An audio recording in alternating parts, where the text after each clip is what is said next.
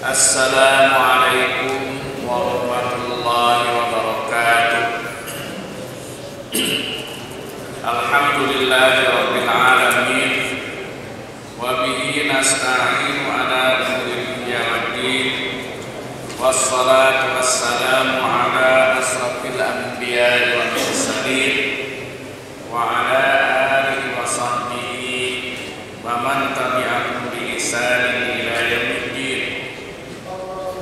Asyhadu an la ilaha illallah wahdahu la syarika lah wa asyhadu anna Muhammadan abduhu wa rasuluh.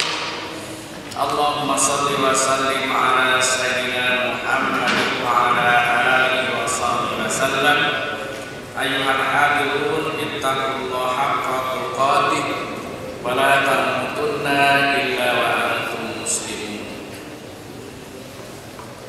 Pelajar sekalian yang saya hormati, alhamdulillah pada malam ini kita teruskan pembahasan Kitab Al-Masail wa Usulul Masail,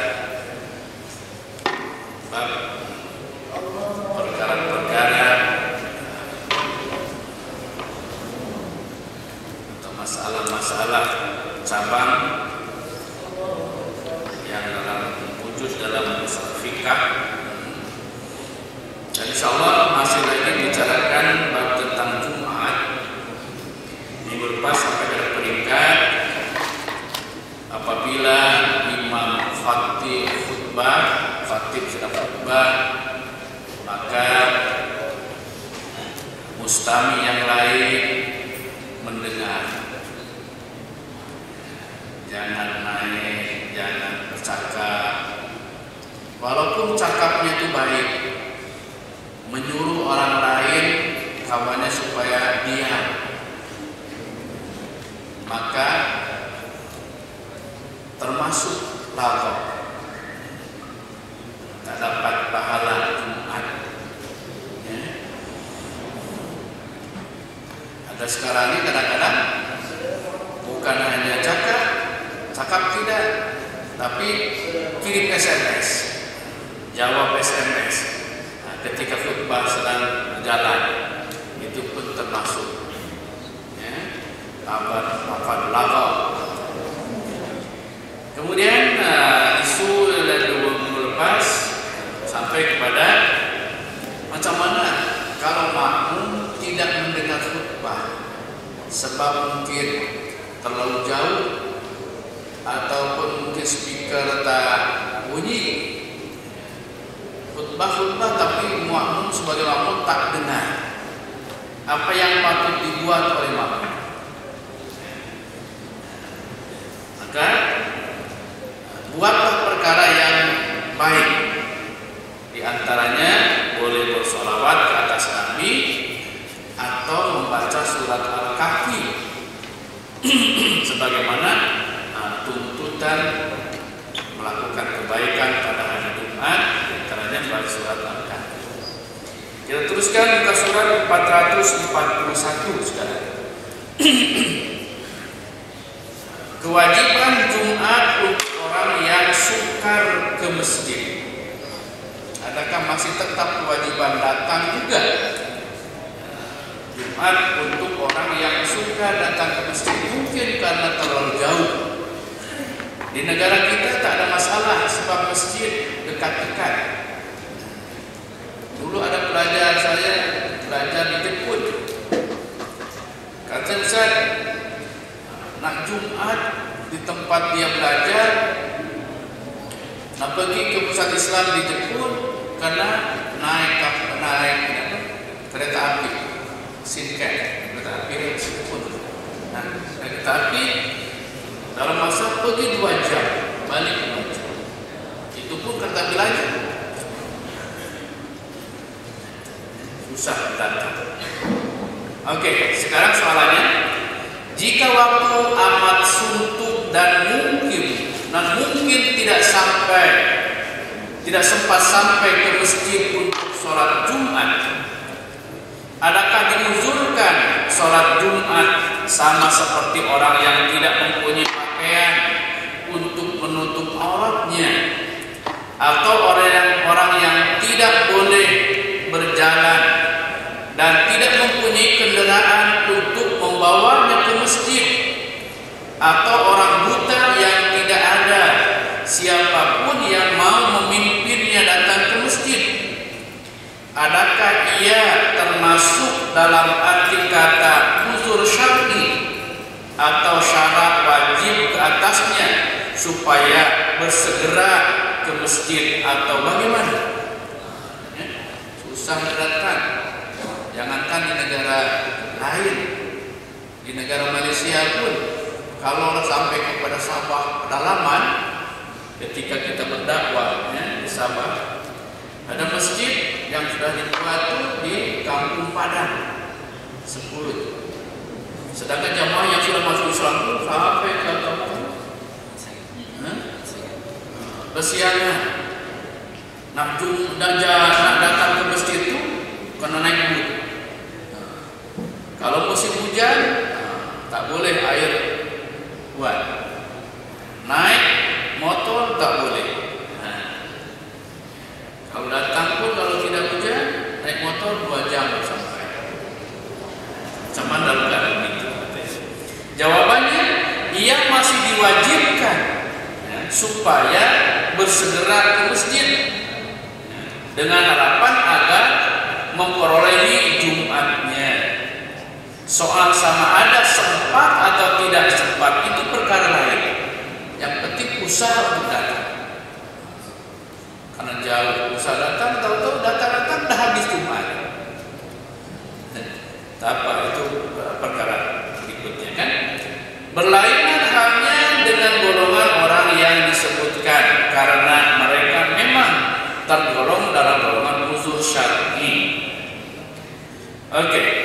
Sekarang timbul persoalan berjual beli ketika sholat Jumat. Ini ya. Di dalam Al-Quran memang disebutkan, idza nudiya lis-shalatil Jum'ah, apabila ada azan Jumat telah dikumandangkan, fas'au ila dzikrillah, cepat-cepatlah untuk Jumat mengingati Allah, wa dzarul bai', tinggalkan aktiviti jual beli. Itu hukum asal. Tinggalkan aktiviti jual beli. Sebab ibadah lebih utama, keuntungan akhirat lebih utama. Tetapi kalau Jumat sudah selesai, bertebaranlah di muka bumi, carilah rezeki. Dan baca surat Al-Jumu'ah ayat-ayat terakhir. Oke, soalannya di sini. Orang yang diwajibkan ke atasnya sholat Jumat, haram dia berjual beli sebaik suara azan berkumandang.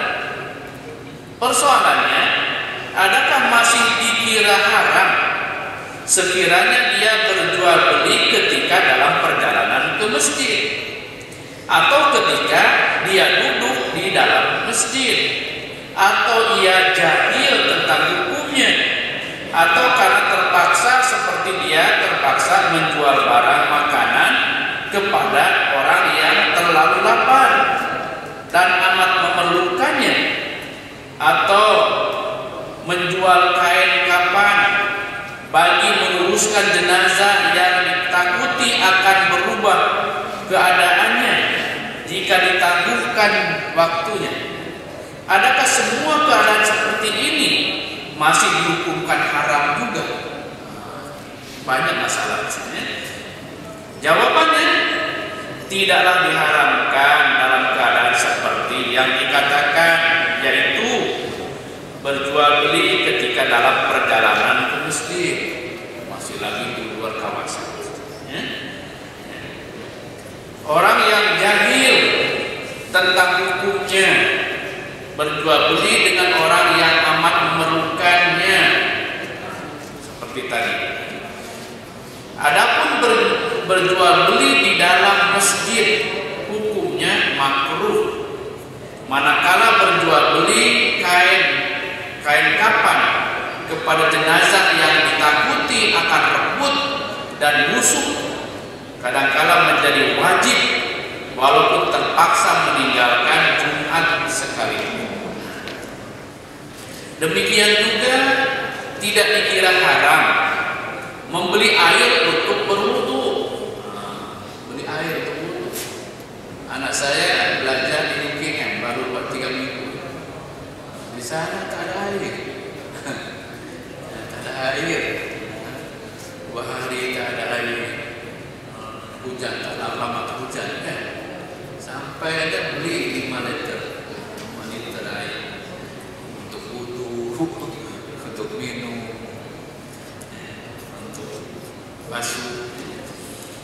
atau membeli kain untuk menutup aurat.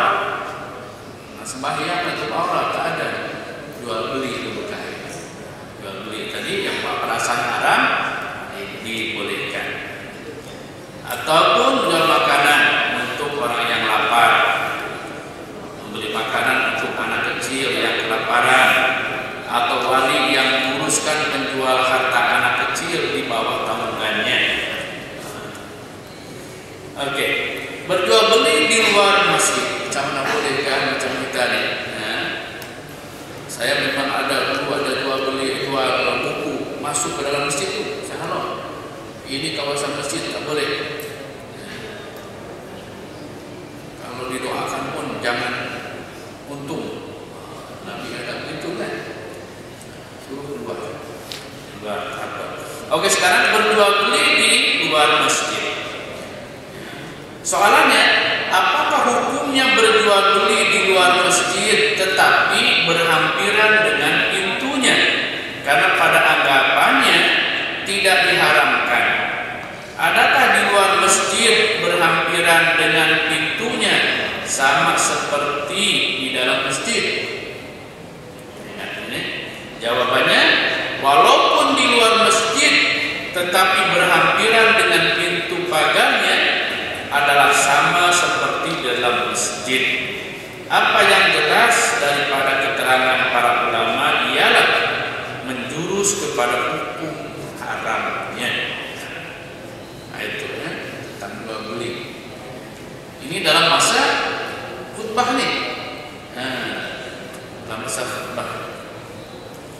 Begitu juga di Mekah, di Jumat. Memang begitu saja azan tutup. Kedai-kedai itu yang jual di pinggir jalan pun tutup. Boleh. Tapi habis salam aja buka lagi. Ramai. Mekah di Madinah. Kalau mata kuliah, kuliah macam ni, untuk di sini selesai. Macam kuliah perdana, tapi yang ada buka jual buku di depan dekat pintu. Macam ni tak? Kalau macam kuliah rasa betul tuan. Tadi dia yang dipikirkan di sini sedangkan dalam tujuan. Kalau macam kuliah macam lagi biasa. Kuliah tak apalah. Tak ada kuliah. Hanya di luar masjid kan. Jangan di dalam masjid. Kemudian sunat Jumat sekarang. Sunat Jumat. Perhiasan disunatkan bagi orang bersolat Jumat. Memang bagi orang sholat yang sampai Jumat pakai pakaian yang cantik, pakai wangi-wangian. Kalau suami, istri tak Jumatkan, sediakan untuk suami baju yang cantik, wangi-wangian. Ya? Oke, soalannya, ada pendapat mengatakan bahwa adalah disunatkan bagi orang yang hendak datang ke masjid supaya menghiaskan dirinya.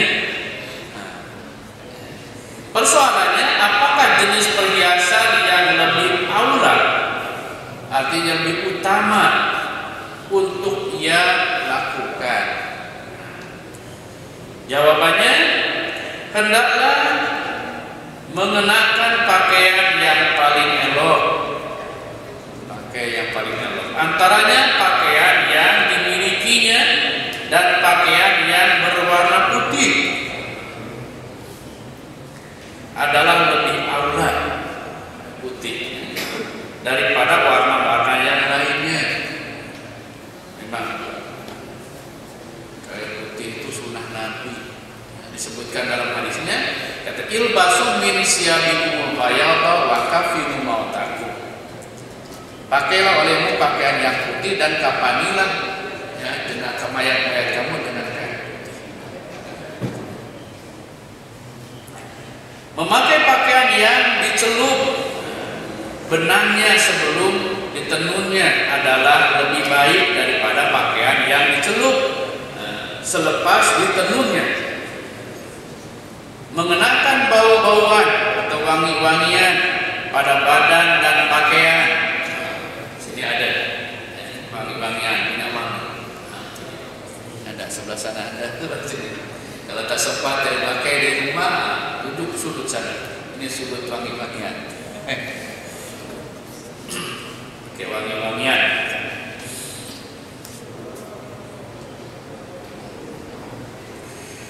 Mengenakan bau-bauan pada badan dan pakaian, menggunting lisan, ratakan lisan, dan mencukur bulu-bulu ari serta bulu ketiak. Biasa bulu ketiak kan dicabut, kan dicukur. Bulu pemisah jangan dicabut pula, gunting. Memotong kuku, sama ada kuku kaki ke atau kuku tangan, serta menghilangkan segala bau-bau yang kurang menyenangkan pada badan. Nah, ini mulai. Itu yang disunatkan hari Jumat. Oke, seterusnya mencukur rambut ataupun merapihkan rambut. Adakah mencukur atau merapihkan? Soalannya, apakah hukumnya mencukur rambut kepala? Adakah hukumnya sunat atau hanya diharuskan saja?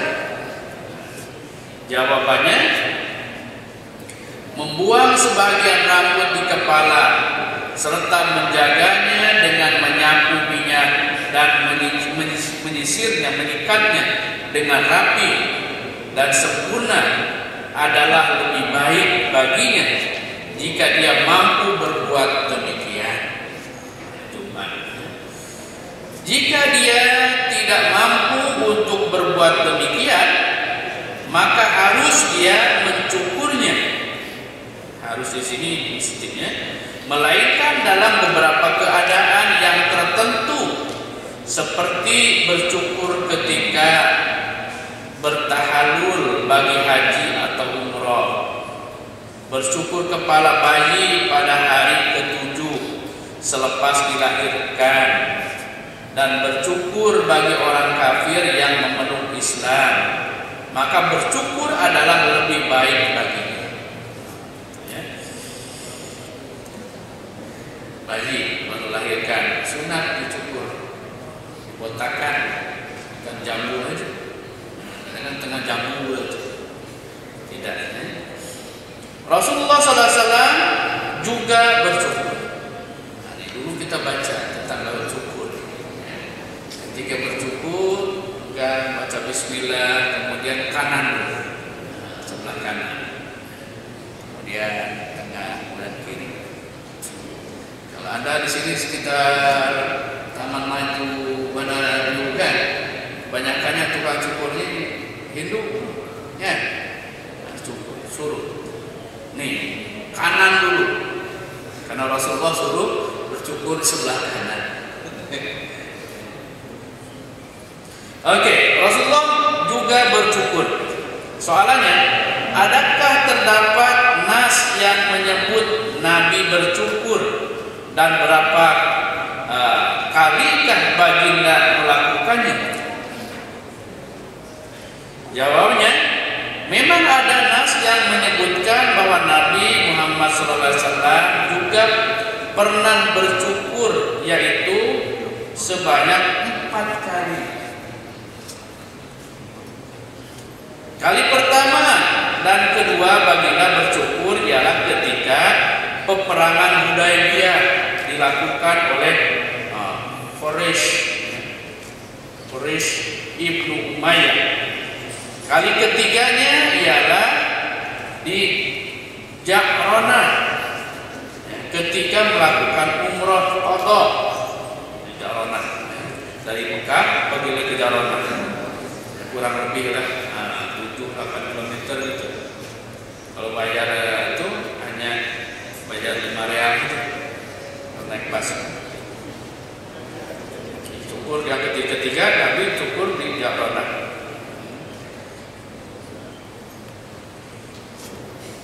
Dan dicukur oleh Abu Hind Al-Hijab.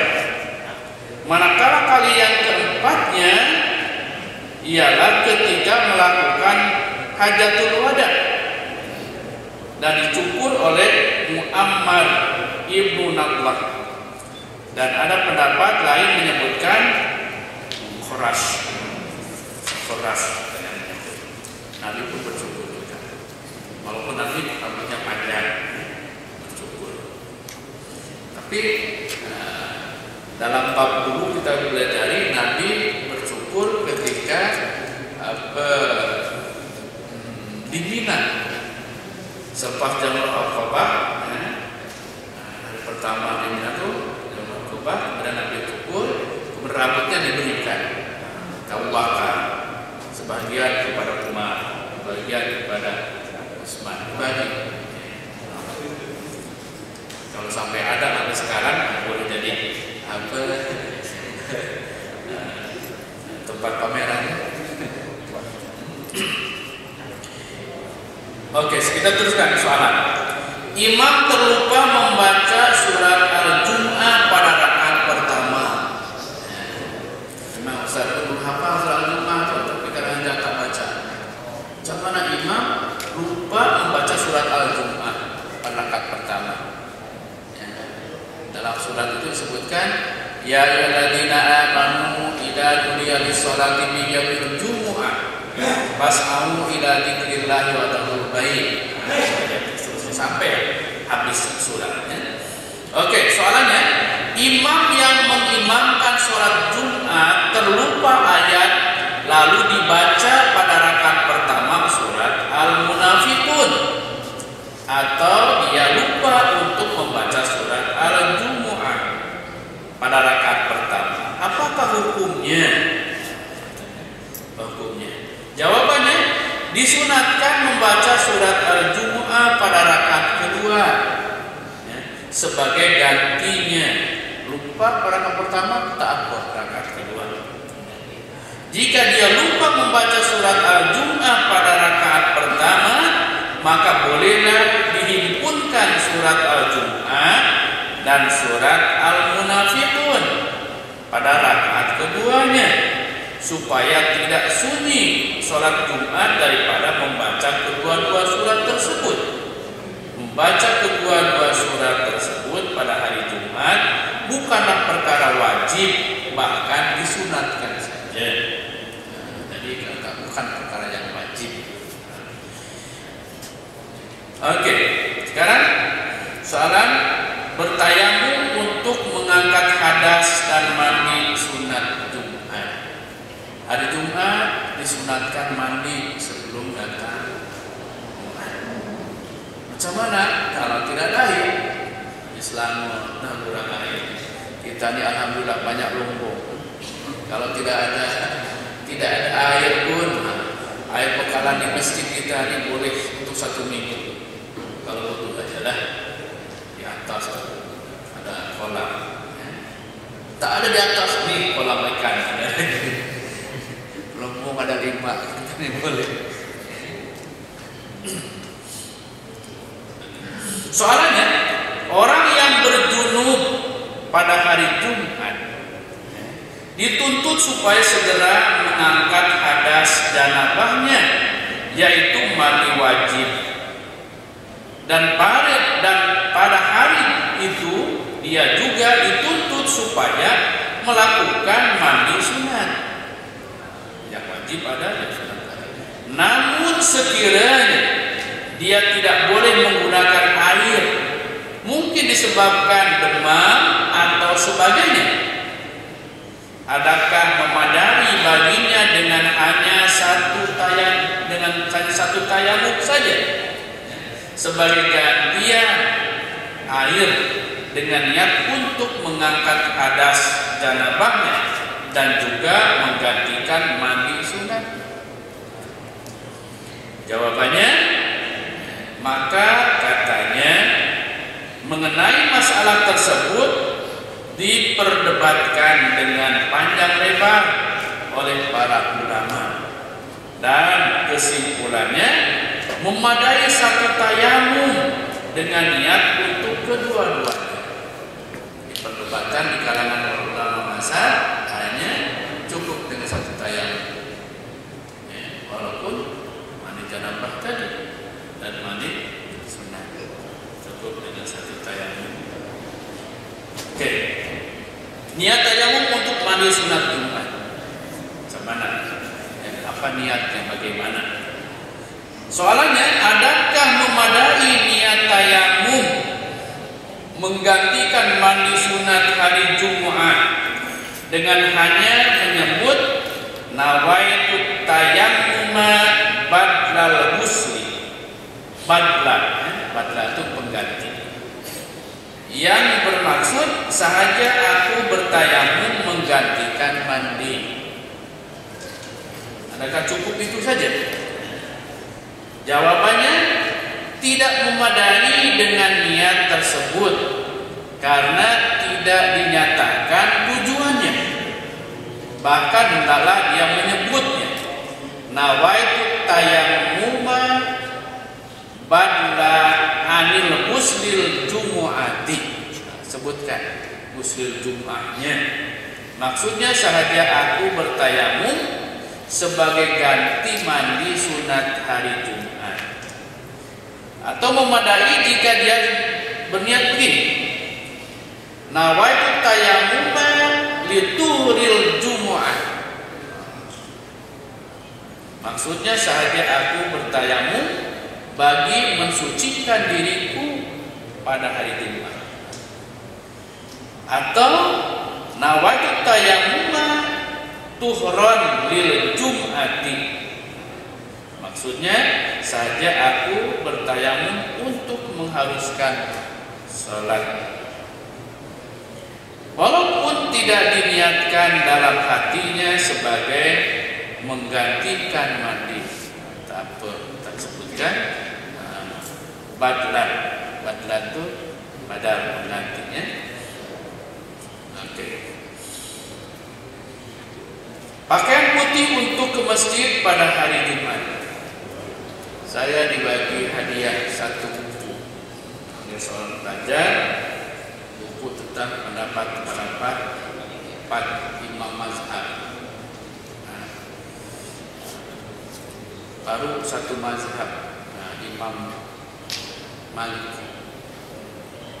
Banyak pendapat-pendapat Imam Maliki, dan diantaranya yang cukup menarik, Imam Maliki selalu berpakaian rapi, beli pakaian yang mahal, kasut mahal, dan pakai pakaian putih. Maka tidak heran kalau orang mazhab Maliki banyak yang pakai putih, jubah putih sebagainya. Alasannya berdasarkan pakai putih sudah hadis tadi. Pakaian-pakaian yang cantik, yang mahal, berdasarkan satu hadis katanya bahwa Allah akan lebih suka melihat hambanya yang diberi nikmat diperlihatkan nikmat. Jadi sebagai tanda kesyukuran, ada duit beli baju cantik. Tujuannya bukan untuk sombong ria, tapi untuk memperlihatkan nikmat Allah. Ada hadisnya. Oke, sekarang soalannya, pakaian yang paling baik untuk ke masjid pada hari Jumat ialah pakaian yang berwarna putih. Apakah yang dimaksudkan dengan putih itu keseluruhannya, atau hanya memadai sebagiannya saja, seperti baju sahaja yang berwarna putih atau kain berwarna putih, manakala bajunya warna lain? Jika sekiranya bertembung hari Jumat dengan hari raya, manakah yang patut diutamakan antara keistimewaan hari Jumat berpakaian warna putih atau keistimewaan hari raya berpakaian cantik dan lawak? Jawabannya, sekiranya keseluruhan pakaian yang berwarna putih adalah lebih aula, lebih baik. Bajunya, kain, jubah, serban putih. Tinggal buku saja, cakapan. Jika tidak memadai di atas, di di mana bahagian luar dengan pakaian yang berwarna putih, tetapi jika pakaiannya berwarna putih dan dialas di bahagian luarnya dengan warna lain, maka tidak mendapat pahala sunatnya. Adapun jika bertemu hari Jumat dengan hari raya, maka hendaklah diutamakan hak hari Jumat, sebab Jumat itu wajib. Dan jika hari raya jatuh pada hari-hari biasa, maka berilah keutamaan kepada hari-hari raya.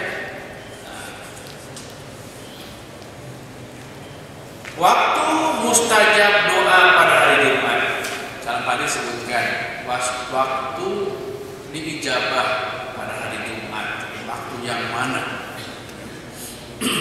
Soalannya, mungkin kata ulama, mengikut kata ulama, disunatkan supaya membanyakan doa pada hari Jumat dengan harapan bertepatan dengan waktu mustajab, waktu diijabah doa. Pasti doa akan dikabulkan karena pada hari Jumat terdapat suatu waktu yang dinamakan waktu mustajab. Apakah yang dimaksudkan dengan waktu mustajab itu? Dan bilakah waktunya?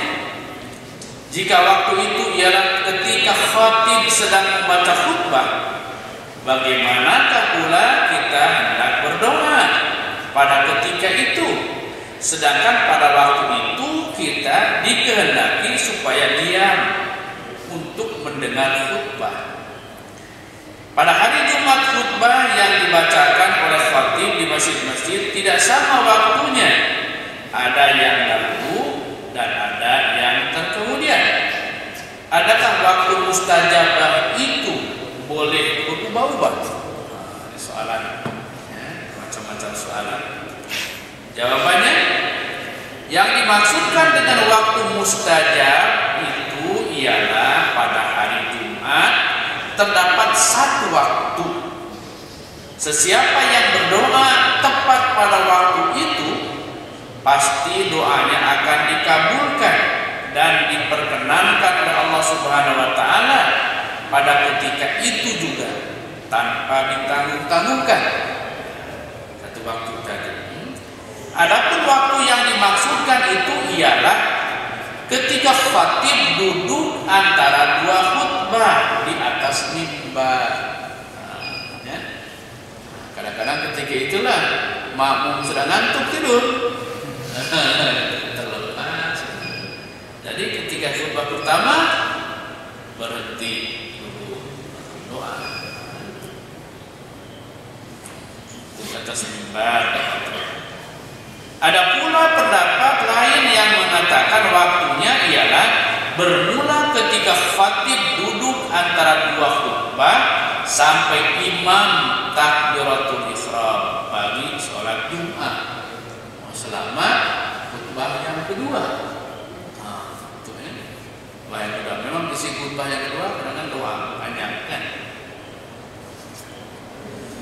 Ada lagi pendapat lain yang menyebutkan waktunya ialah bermula ketika khatib duduk antara dua khutbah sampai imam selesai sholat, yaitu setelah memberi salam. Panjangnya. Kita disuruh supaya diam dan mendengar khutbah yang disampaikan oleh khatib. Bagaimanakah pula halnya dengan berdoa pada ketika itu? Maka dijawab oleh Imam Bulqini, tidak semestinya kita berdoa menyebut dengan lidah, tidak perlu kepada kata-kata, tetapi memadai dalam hati dikira sudah mencukupi. Berkata pula setengah daripada ulama mutaakhirin, waktu mustajabah itu ada hubungan kait dengan khatib dan yang mendengarnya, yaitu bermula daripada saat duduk khatib antara dua khutbahnya sehingga selesai sholatnya, seperti mana yang disebutkan dalam hadis. Maka tidak perlu lagi dipertikaikan tentang masa dan waktunya setelah ternyata kebenarannya. Demikianlah pendapat Syekh Suwibri. Syekh Suwibri baru dengar nama. Tetapi disanggah oleh Syekh Halabi yang mengatakan ini menunjukkan bahwa waktu mustajab itu berubah-ubah berdasarkan keadaan tempat dan masa. Ini berarti kadangkala hanya diperolehi oleh jemaah di satu tempat dan tidak diperolehi oleh jemaah di tempat lain. Oke, teruskan. Ambil alih tugas imam yang batal. Perhatikan, kalau imam batal, maka makmum yang di belakang mengambil alih. Saya semalam, siapa yang kenal? Waktu Sofia melahirkan, mana ada? Siapa ini? Suara lain. Mulai Fatihah lain suara. Itu sembahyang. Ketika surat, suara kecil. Tengok-tengok imam lain. Dene semalam malam yang mulai. Bagaimana mengambil alih tugas imam yang batal? Makmum ambil alih tugas imam yang batal. Soalannya, apabila imam Jumat terbatal sholatnya, adakah dia diwajibkan supaya memilih menggantinya atau hanya diharuskan saja? Jika dikatakan hanya harus saja, adakah boleh salah seorang daripada makmum mengambil alih tugas imam yang terbatal tadi? Atau mana-mana makmum boleh mengambil alih tugas tersebut? Atau diwajibkan ke atas makmum memilih salah seorang di antara mereka untuk menggantikan imam? Atau bagaimana? Imam batal, imam pilih kayaknya. Imam pilih. Ataupun tahu makmum pun tak apa itu mencalonkan diri ke depan, tak dipilih pun ataupun makmum pilih. Macam sedang tak belum sembahyang lagi kan, siapa yang jadi imam? Macam mana? 3 pendapat. Jawabannya, apabila seorang imam Jumat batal sholatnya, harus baginya menggantikan salah seorang antara makmumnya yang sudah mengikutinya dan bersegera mengambil alih tempatnya, yaitu imam. Jadi kalau batal itu jangan bagi sini, masuk sini belakang. Ada yakin ada yang jadi imam, kita masuk ke depan.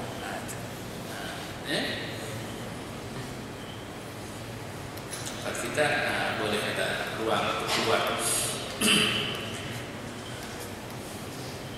Maka makmum tersebut wajib menggantikan imamnya yang telah batal sholatnya. Mana-mana makmum boleh menggantikan imamnya yang telah batal sekiranya imam tersebut tidak menentukan siapa penggantinya jika sholatnya terbatal. Imam pun tengok ada di belakang makmum pun paham lah. Kalau imam dah beralih kita mau ke belakang makmum tu batal lah tu. Jangan tanya kenapa. Tengok-tengok. Jadi makmum pun aku lebih layak lah. Ustaz Rahmat dulu Ustaz di belakang. Ustaz pun dengar, kadang-kadang saya nak khusyuk tu dengar sambil tutup mata ataupun duduk kan. Ustaz Rahmat kenapa diam baca surah dulu? Tahu dia balik ke belakang, sepilkan itu apa? Mic itu di jubah Ustaz. Dia pun tak cakap. Saya pun paham lah ke depan. Terus baca surah. Dari Fatihah Habira batal selepas Fatihah. Ya. Jadi teruskan.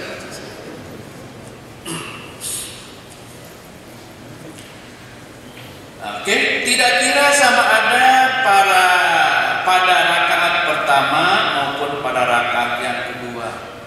Kisahnya. Dan sekiranya makmum itu bersegera mengambil alih tempat dan tugas imam yang telah batal tadi, maka tidak perlu lagi kepada semua makmum untuk memperbaharui semua niat sebagai makmum. Tak perlu. Imam sendiri pun terus saja.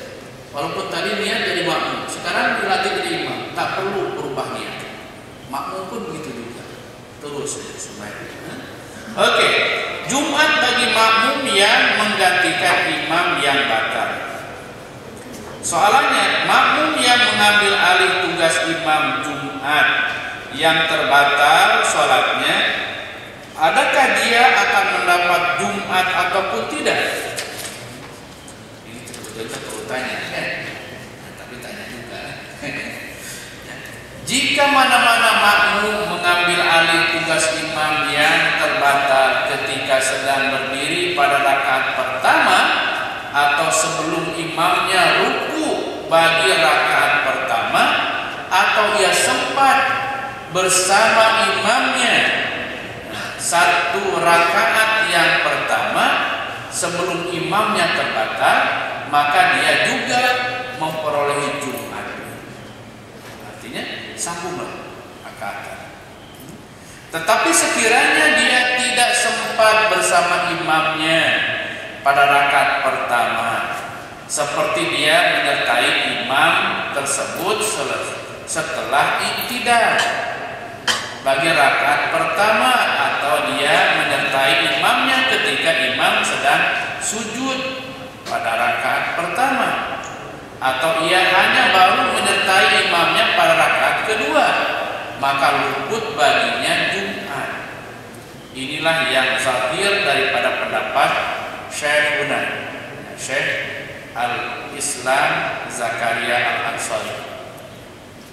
Mengikut pendapat Syekh Baghawi pula, jika dia sempat menyertai imamnya sebelum imamnya ruku, maka rakaat kedua berarti bagi rakaat kedua berarti dia sempat mendapat satu rakaat dan dia menggantikan imamnya pada tasyahud, maka disempurnakan Jumatnya karena dia juga memperoleh Jumat karena sempat menyertai imamnya satu rakaat.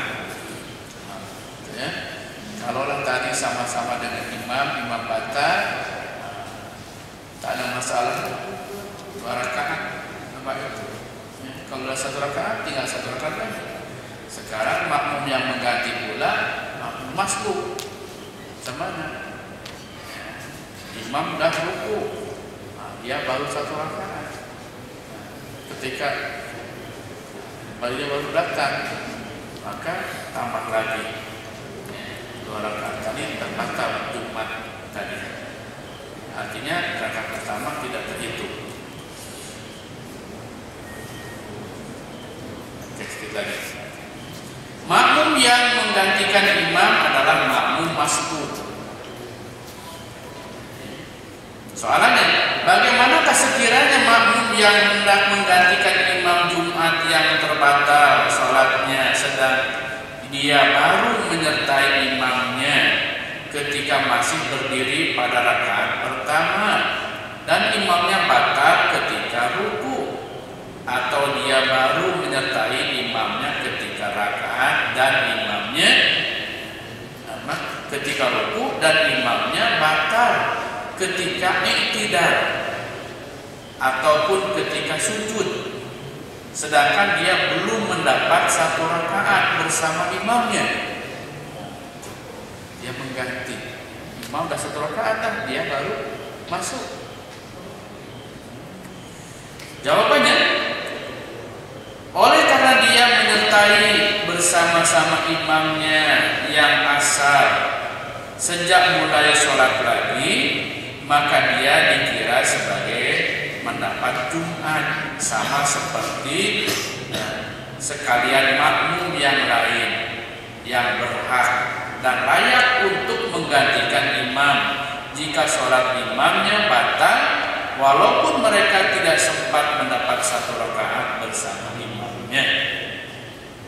Oleh karena itu memadai dengan sempat berdiri bersama imamnya pada rakaat pertama atau sempat ruku bersama imamnya pada rakaat berikutnya, maka layaklah dia menggantikan imamnya.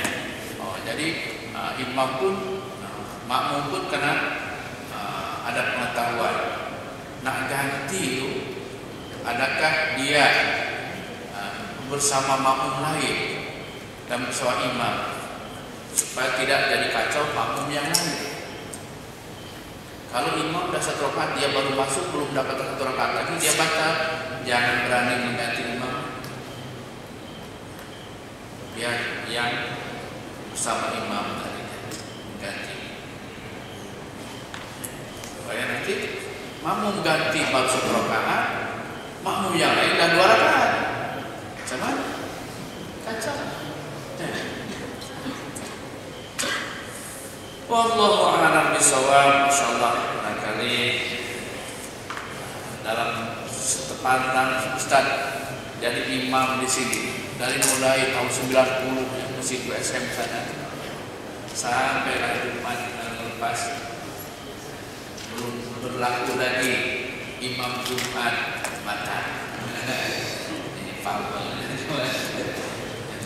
Tapi imam yang lain benar. Insyaallah itu untuk malam ini. Kita sambung pada pertemuan akan datang. Muka surat 449, makmum yang mendapat rakaat mulafaqah. Allah tutup dengan istighfar dan surat Al-Nas. Bismillahirrahmanirrahim. Subhanakallahumma wa bihamdika asyhadu an la ilaha illa anta astaghfiruka wa atubu ilaik. Bismillahirrahmanirrahim. Wa rasulillahi wa sallam.